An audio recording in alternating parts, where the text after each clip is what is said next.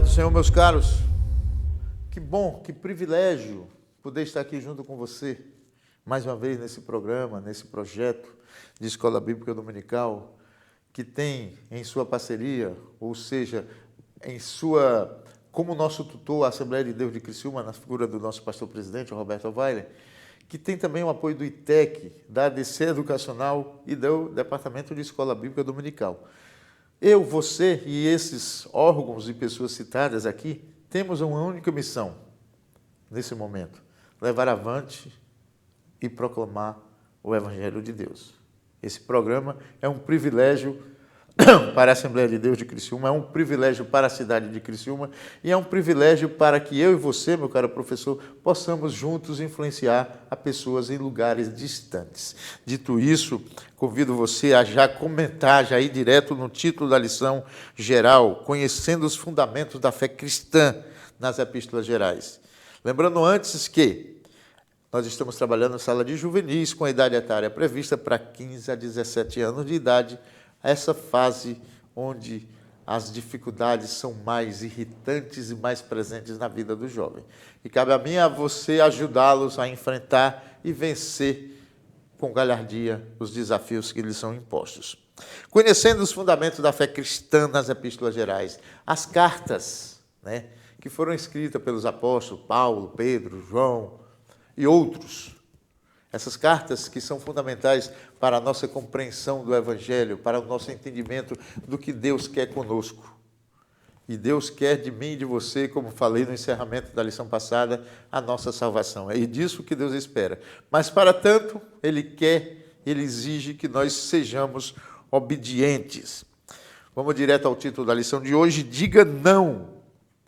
É o título da lição, um título específico que está previsto, a lição de número 11, para ser exibida no dia 10 de setembro do ano de 2023. Já passou-se as comemorações do 7 de setembro, do ano da nossa independência. E cabe a você continuar orando pelo nosso país para que nós possamos ter governantes que tenham a influência, que tenham dentro do seu coração a intimidade com Deus. Que o nosso país possa, então, melhorar e ser abençoado com presidentes que possam servir ao Senhor. Diga não ao título específico da lição de hoje e nós já vamos direto ao que nós chamamos como leitura bíblica em casa. Essa leitura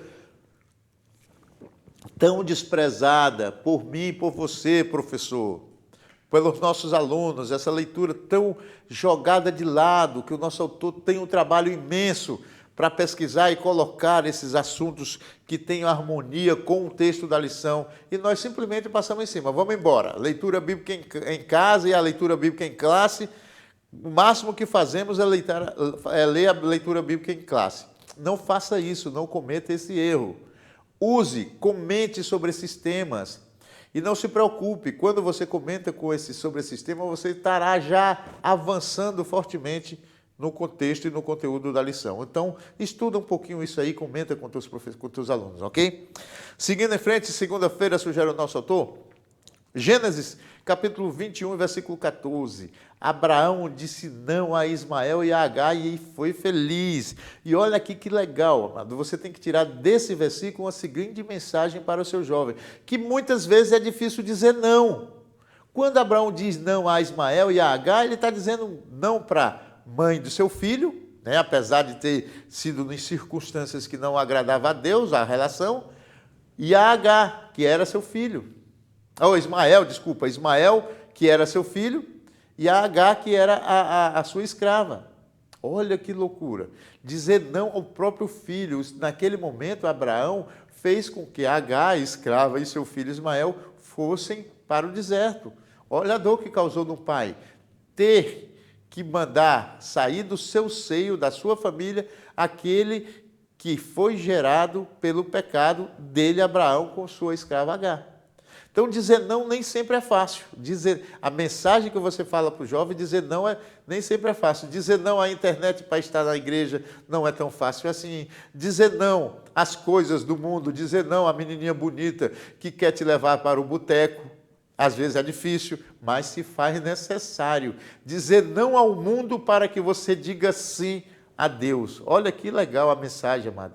Diz não ao mundo, mas diz sim a Deus. Terça-feira, Gênesis 38, versículo 15 e 16, também vai no mesmo caminho. Dizer, olha, Judá disse sim a uma prostituta e passou vergonha. Vai no mesmo caminho, só que aqui é o contrário.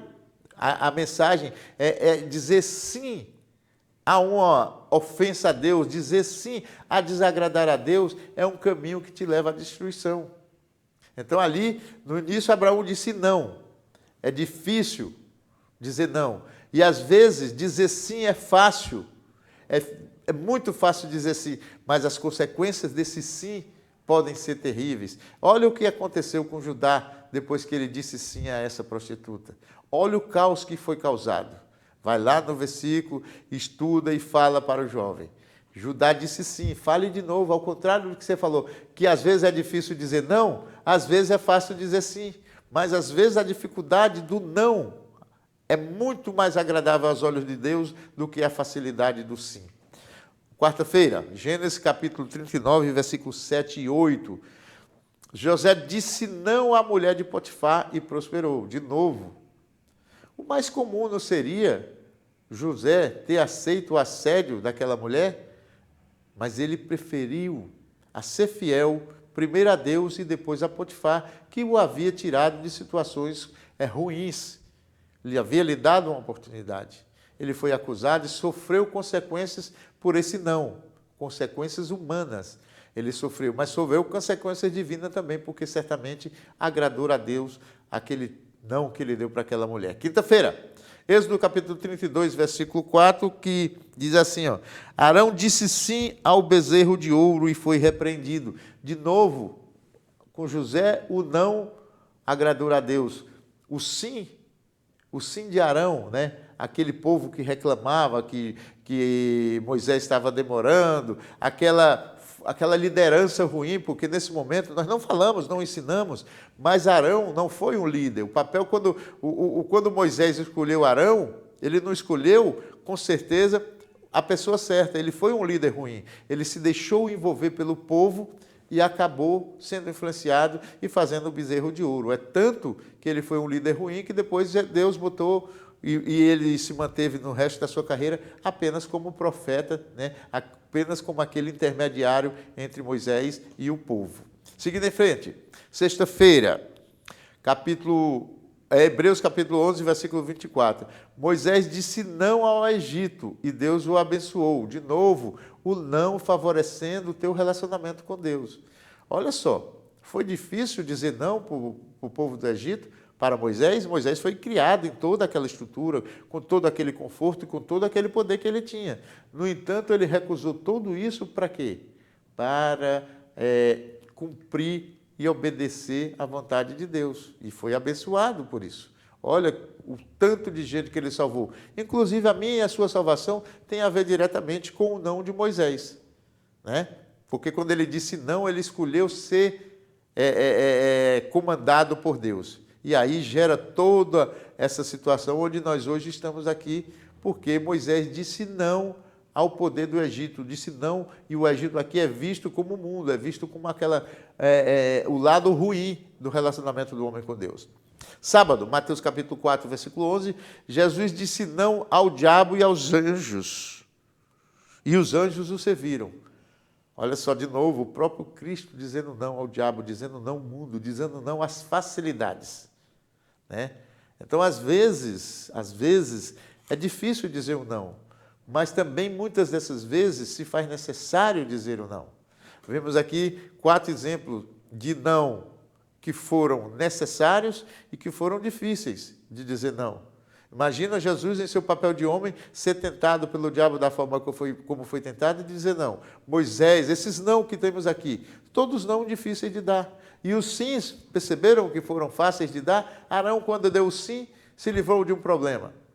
Judá, quando disse o sim, arrumou uma relação sexual com a própria nora. Meu Deus, olha só, como o sim, quando você dá um sim sem reflexão, sem fazer a análise de tudo que está em volta, pode te levar ao precipício. O não foi mais difícil, mas o não levou todos esses também que foram citados aqui a um relacionamento melhor com Deus, a agradar mais a Deus. Os objetivos da lição, como costumamos falar, não pertence aos alunos, não cabe a você dividir nem compartilhar com eles. Os objetivos, então, são, primeiro, conhecer detalhes da segunda carta de João, principalmente os temas dominantes, que é o amor, aprender a ser firme e dizer não ante os institutos e investida do mal. Esse é o meu papel também, e o teu papel é influenciar que o jovem aprenda a dizer esse não, manter o foco na vida espiritual para não perder o seu prêmio celestial, o galardão. Aproveite e fale sobre o galardão para o teu jovem. O galardão é um prêmio, é um bônus que você ganha na salvação pelas tuas obras aqui na terra. Seguindo em frente, texto bíblico. E o amor é esse, que andemos segundo os seus mandamentos. Este é o mandamento, como já desde o princípio ouvistes, que andeis nele. Nós estamos falando de que aqui, meu amigo? Nós estamos falando, já a lição do segundo trimestre, se não me engano, falava disso, de que o amor é obedecer. Então, amar a Cristo, amar a Deus, é simplesmente obedecer, começa pela obediência. Vou repetir a leitura, o amor é este, que andemos segundo o seu mandamento, ou seja, o amor é, obedeça aos mandamentos de Deus. Este é o mandamento, que desde o princípio nós já somos ensinados. A obediência está em nós. Então, temos que executar, de pôr em prática, já falei, um verbo maravilhoso, o verbo amar. E temos que pôr em prática como? Obedecendo. O amor é, então, obedecer. Andar em amor era o título da lição do trimestre lá para trás, que eu não sei se foi o segundo. Andar em amor. Andar em amor é andar obedecendo. Esse é a definição de amor. O amor cristão é obedecer a Deus, é obedecer a Cristo, é aceitar o domínio do Espírito Santo sobre a minha e sobre a tua vida. Diz que ama, obedece.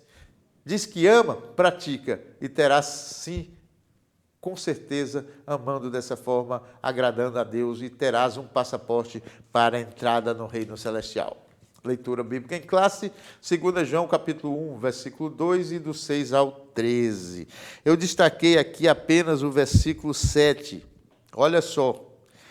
Porque já muitos enganadores entraram no mundo, os quais não confessam que Jesus Cristo veio em carne. Este tal é o enganador e anticristo. O versículo 8 vai dizer assim: olhai por vós mesmos para que não percamos o que temos ganhado, antes recebendo o inteiro galardão. Aqui você vai falar para o galardão, para o teu jovem, o que é o galardão, o que é esse bônus, o que é esse prêmio. E veja que aqui ele nos mostra exatamente que tem enganadores, que tem pessoas que estão no mundo e que confessam que são de Cristo e não são de Cristo. Não são de Cristo por quê? Porque não fazem o que disse o nosso texto áureo, não amam, não praticam, não obedecem. Então ele manda, ele nos dá um alerta para que nós olhemos para nós mesmos e não percamos o nosso galardão, que nós olhemos para nós mesmos e vejamos se nós praticamos o amor de Cristo.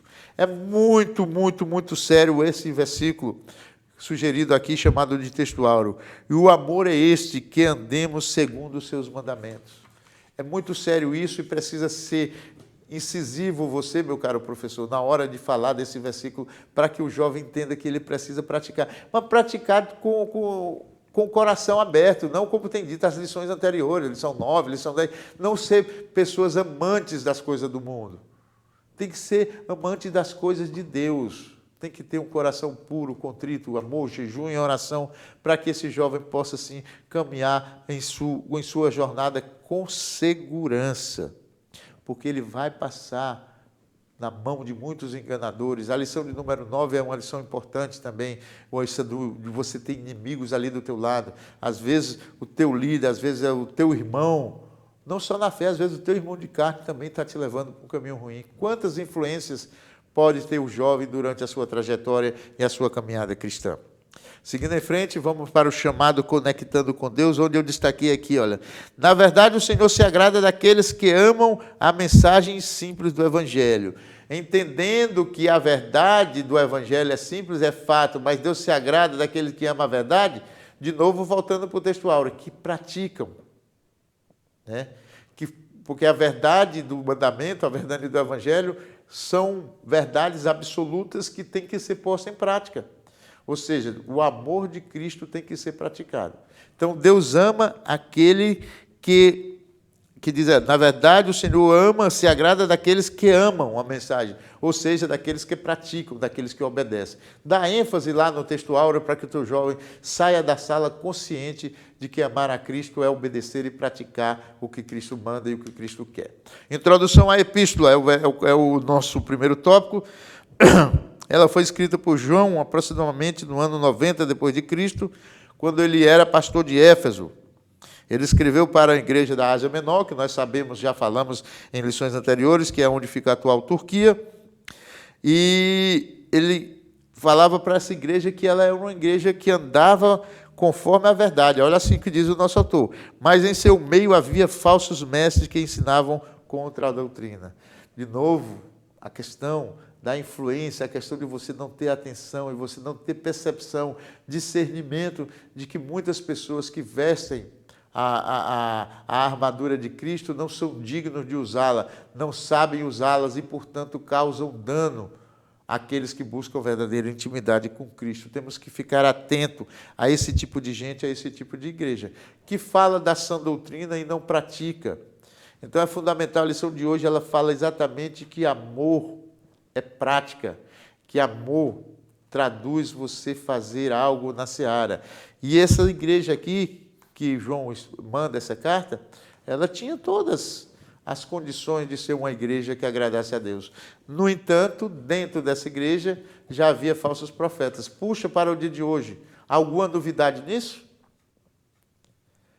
Não é comum você ver também hoje pregadores que chegam, pregam uma heresia, viram as costas e vão embora. Eu não sou contra o pregador itinerante, mas tem que ter cuidado, porque muitas vezes o pregador chega e fala uma coisa e vai embora, deixa a bomba para o pastor responder, o pastor local responder e resolver e tirar do ar aquela heresia. Detalhe, a heresia, às vezes, ela tem um poder de pólvora, ela se espalha tão rapidamente, muito mais rápido do que a verdade.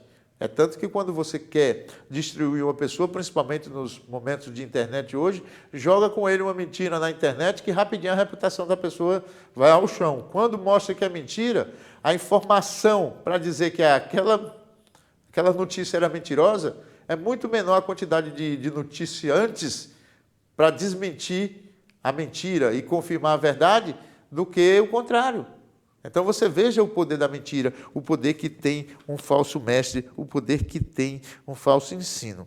Então o amor à verdade é o segundo subtópico, né? E aqui fala que o amor à verdade, você tem que amar a verdade, não amar a mentira, que é o que já discutimos agora. Você tem que amar as Escrituras, porque as Escrituras são a verdade no seu mais alto grau de pureza. Aprendendo a dizer não. Já discutimos na nossa leitura em casa. Meu amigo, muito comum o jovem dizer sim, pelo simples fato de não ter coragem de dizer não. É muito comum o jovem dizer sim, pelo simples fato de não querer desagradar ao grupinho de amigos. Então é fundamental você passar para o jovem que ele precisa aprender a dizer não, porque como vimos na nossa lição nas nossas conversas anteriores, o não às vezes é extremamente necessário, o não é a resposta esperada por Deus. Às vezes a tentação está ali, às vezes a aprovação está ali para você dizer não. Vimos exemplo disso na leitura em casa. Então, fale para o seu jovem aprender a dizer não, que ele prefere, é muito mais preferível que ele magoe as pessoas do que ele magoe a Deus, porque as pessoas podem, através do não dele, aprender que aquele sim era um convite ao caos. Conhecendo as teses do inimigo. Então, você tem que saber que o inimigo, é o segundo subtópico, né? Ele diz assim, nos dias atuais, da mesma forma, muitas mensagens erradas são transmitidas aos jovens, seja de cunho teológico, de costumes ou das questões morais. Hoje a gente vive uma crise da questão dos costumes, por exemplo. Muita gente diz que o costume não salva. É fato, não salva. Mas muitas vezes o bom costume te leva a se afastar do pecado. Né? O costume realmente não salva, mas às vezes o bom proceder em várias atitudes que você comete no seu dia a dia te afastam ou te impedem de se aproximar do pecado, porque você está tendo um costume moral, um costume que agrada a Deus. Então, que você possa, então, saber separar, que não é porque o costume de uma roupa, por exemplo, não é mais tão rigoroso como era antigamente, que você vai escandalizar e subindo com roupa totalmente sensuais nos púlpitos, como às vezes a gente vê em algumas igrejas. Então, tem que saber separar as coisas, tem que saber que muitas mensagens que você recebe dentro da igreja hoje são mensagens subliminares que acabam te afastando do relacionamento com Deus, tanto na prática quanto na retórica. Então temos que estar completamente atento e sabendo que o inimigo tem como objetivo te pegar no ponto fraco. E detalhe, ele conhece o teu ponto fraco. Não perca seu prêmio. É o terceiro tópico, né? Ele fica falando, fique atento. Você tem que ficar, como já falamos, capaz, você tem que ficar vigilante, capaz de perceber as sutilezas do diabo, capaz de perceber que teu inimigo às vezes mora ao lado, às vezes dorme na tua casa, às vezes come contigo, às vezes estuda contigo. Então, que você possa estar sempre observando e sempre pronto a rechaçar qualquer investida do diabo na tua vida. Algo com que se deve tomar cuidado, é o segundo subtópico, que é exatamente com aquelas pessoas que procuram subestimar a importância de Cristo na minha e na tua vida. Aqueles que acham que Cristo é apenas mais um, aquele que acha que o Cristo fala, que o que Cristo fala é da forma como o indivíduo quer interpretar e não da forma como Deus quer realmente que seja interpretado. É aquele indivíduo que fala que o evangelho de Cristo é um evangelho superficial e que aceita qualquer coisa. Não, meu amado. O evangelho de Cristo não é superficial e não aceita qualquer coisa. O que o evangelho de Cristo aceita é a obediência e o amor, o respeito e a reverência a Deus. Fora disso, o evangelho não aceita. Ele aceita que você se converta e que você ame e que você se submeta a Cristo. Sem conversão, sem amor a Cristo, não há evangelho. Esse evangelhozinho light, como as pessoas costumam dizer, é um evangelho que não te aproxima de Cristo. É um evangelho enganoso, é um evangelho produzido pelos falsos mestres, que é tema já de estudo da lição desse trimestre, que beira o seu encerramento. Eu escolhi aqui para comentar com você, na nossa conclusão, noções falsas sobre a doutrina geram crentes deficientes na fé. É o que nós comentamos agora há pouco. Evangelho light gera crente sem força. Evangelho que aceita tudo, menos o amor de Cristo. Porque o amor de Cristo, ele é exigente, o amor de Cristo é justo. E não existe justiça light, meu amigo. A justiça, só tem dois caminhos, o sim ou não, a perdão ou condenação. Não existe meia condenação. Né? A justiça do homem já não aceita isso. Ou você é inocentado ou condenado quando vai ao júri. E com Deus é muito mais sério. Então, o falso ensino vai gerar crente deficiente na fé, crente que não sabe se relacionar com Cristo, crente que não sabe se relacionar com Deus. E esse ensino falso, ele estimula os leitores a que eles não permaneçam no amor de Cristo. O estímulo é o contrário. O meu estímulo, o teu estímulo, professor, para que as pessoas fiquem na dependência do amor de Cristo. O estímulo desse evangelho light, dessa falsa doutrina, é que você domine, que você fique sob o seu próprio domínio. É o tipo de amor egocêntrico e não do amor altruísta. Que você ame a si mesmo, que você seja dono de si mesmo e que não Cristo seja o teu guia e a tua guarda. Dito isso, me despeço, desejando a você uma belíssima aula e que Deus esteja conosco. Um forte abraço e até a próxima.